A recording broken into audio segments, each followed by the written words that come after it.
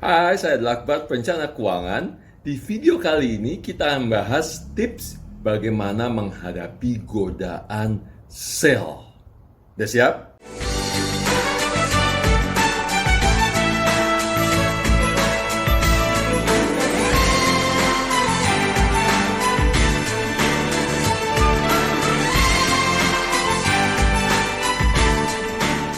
Oke, kalau udah siap. Jadi gini, adanya PSBB dan pandemi tadi, ya, di mana kita tidak bisa keluar rumah kecuali untuk hal-hal yang sifatnya penting sekali. Anak-anak pada sekolah dari rumah atau school from home, kemudian orang dewasa bekerja dari rumah atau work from home, yang mengakibatkan banyak sekali pusat-pusat perbelanjaan, mall pada tutup. Nah, di bulan Juni, Juli ini kemudian mall sudah mulai diperbolehkan buka, tapi memang pengunjungnya masih belum ramai. Karena kenapa? Karena masih ada ketakutan orang-orang terhadap penyakit COVID-19 dan juga orang-orang masih belum percaya dengan kondisi yang ada di luaran sana, apakah sudah aman sekali atau masih belum. Yang kita tahu bahwa COVID ini masih ada virusnya dan belum ada vaksinnya. Nah, yang terjadi adalah dalam beberapa waktu ke depan, mall-mall ini atau pusat perbelanjaan akan berlomba-lomba mengadakan sale dan diskon. Untuk apa? Untuk menarik masyarakat datang dan berbelanja. Kembali kepada pola belanja kita sebelum terjadinya COVID-19. Nah, tidak ada yang salah dengan berbelanja, tapi kalau sampai kemudian kita belanja gila-gilaan, tergoda dengan sale-sale yang ditawarkan sehingga menyebabkan uang kita habis, berantakan, bahkan berhutang, nah itu yang tidak boleh dilakukan. Dan ingat, kondisi ini masih belum tahu sampai berapa lama, sehingga kita masih harus lebih baik menyayangi atau mengumpulkan atau mempertahankan uang kita dibandingkan dihambur-hamburkan. Nah, bagi Anda atau kamu yang tidak tahan dengan godaan belanja, saya punya tipsnya. Apa tipsnya? Nomor 1 nih, ketika Anda harus pergi atau ke mall atau jalan atau ketemu teman dan lain sebagainya, selalu tinggalkan kartu kredit dan kartu debit di rumah. Jangan dibawa-bawa, ya. Bawalah uang cash secukupnya, ya. Apakah untuk makan dan minum 50.000, 100.000 dan untuk transport kalau memang menggunakan transport umum. Tapi selebihnya tinggalkan di rumah. Karena kenapa? Semakin kita punya dana available atau kita punya akses terhadap uang kita, baik itu menggunakan kartu kredit atau kartu debit dan sebagainya, maka kita punya tendensi untuk berbelanja ketika melihat tulisan sale besar-besar atau diskon besar-besaran, ya kan? Nah, itu pertama. Ketika Anda tidak bisa menolak nih, udah pergi sama teman, masuk ke mall, masuk ke pusat perbelanjaan, departemen store dan sebagainya, kemudian awalnya mungkin nemenin teman aja, ya kan? Tapi kemudian Anda mulai tergiur melihat baju, tas, atau apapun aksesoris yang memang diskon, dan diskonnya cukup besar, antara 20%, 30%, bahkan bisa sampai 50 dan 70%.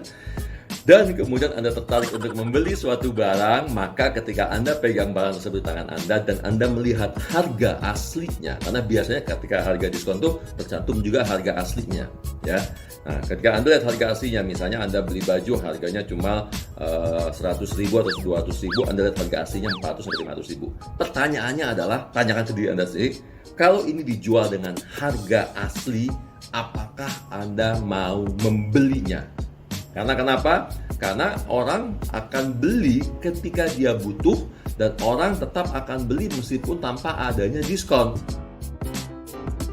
Jadi kalau Anda lihat harga asli dan Anda ngerasa, ternyata mahal dan ternyata nggak worth it untuk dibeli, ya, berarti Anda hanya beli barang itu semata-mata karena tergiur diskonnya, bukan karena memang Anda membutuhkan untuk membeli barang tersebut, ya. Inilah yang disebut dengan perbedaan antara kebutuhan dan keinginan.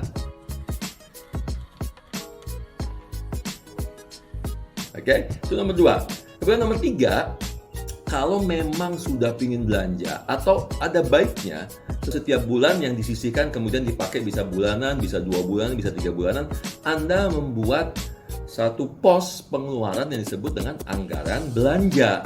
Ya, anggaran belanja, apakah itu bisa belanja pakaian, apakah itu bisa belanja aksesoris dan lain sebagainya. Anda buat pos sendiri yang Anda memang masukkan uang setiap bulan ke dalam pos tersebut, sehingga ketika ada momentum-momentum belanja, apakah midnight sale atau ada hari ulang tahun kota Anda gitu ya, atau 17 Agustusan atau lebaran atau akhir tahun, di mana memang barang-barang tersebut didiskon dengan harga cukup murah, maka Anda belanja hanya menggunakan budget uang yang ada di dalam rekening belanja Anda.